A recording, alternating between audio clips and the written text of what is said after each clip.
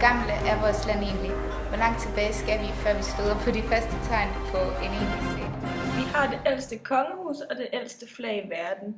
Det er almen viden i Danmark, og det er ikke nogen hemmelighed, at der har boet folk i Danmark i en del år.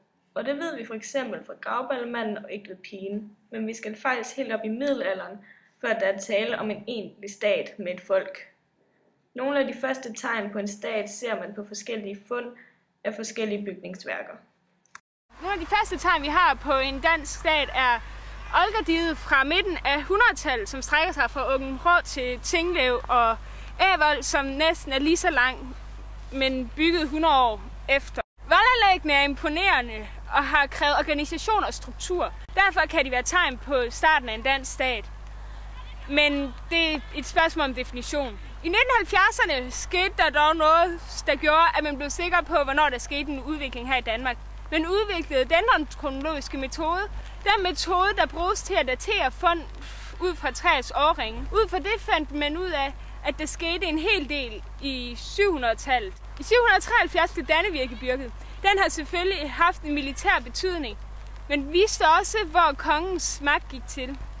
De ældste byer opstod også Hedeby, Ribe og Aarhus. I dag har vi også fundet ud af, at der i 726 blev bygget en kanal, der gik tværs gennem Samsø, Kanhavekanalen.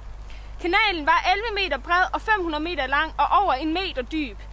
Det er egestammerne, der var med til at gøre, at brederne ikke skulle synke sammen, der i dag har gjort, at man kan datere dem. Formålet med kanalen var klart sikkert, at en flåde kunne stikke gennem Samsø og ikke skulle hele vejen udenom.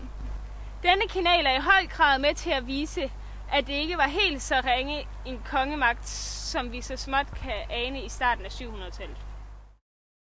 Desværre kan man ikke nøjes med fund, for de fortæller ikke så meget omfang af den magt bykern havde, så man må dykke ned i de skriftlige kilder. Første gang danskerne blev nævnt skriftligere tilbage i 500-tallet af historien Procopius og Jordanes, som omtaler dem henholdsvis som Danois eller Dani. I slutningen af 500-tallet skriver græker Athos om den uheldige konge Cocceius. Danmarks ældste kendte konge, som tabte et slag og blev dræbt, men ved ikke, hvor stort et område han rådede over. Så han kunne lige så godt være konge over Sønderjylland som over hele Danmark.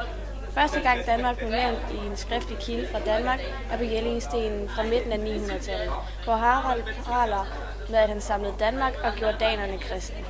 Det er også deromkring, man regner med at kunne tale om en dansk stat. Ordet Danmark kommer af, at det er danernes mark.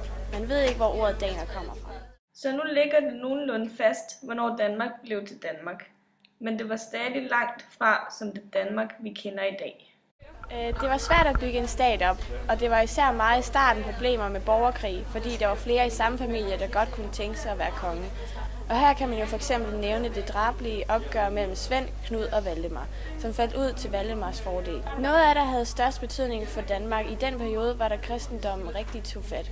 Vi gik fra at være vikinger, der drog ud for at plyndre og voldtage i vest, til at tage på korstog i øst. Det er også på en af disse togter, der siges, at Dannebrog faldt ned fra himlen.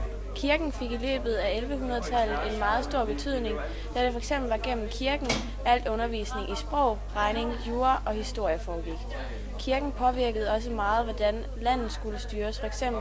ville den begrænse vold, og kongen fik som opgave at sikre Guds fred, hvilket var en opgave, kongerne tog meget seriøst, og de begyndte at sammenligne sig med bibelske konger, som David og Salomon, og endda Gud selv. Det var også kirken, der præsenterede idéer om Guds folk, hvilket styrkede fællesfølelsen i Danmark. Det var starten på udviklingen til det Danmark, vi kender i dag. Hygge jer, guys! Vi ses næste torsdag.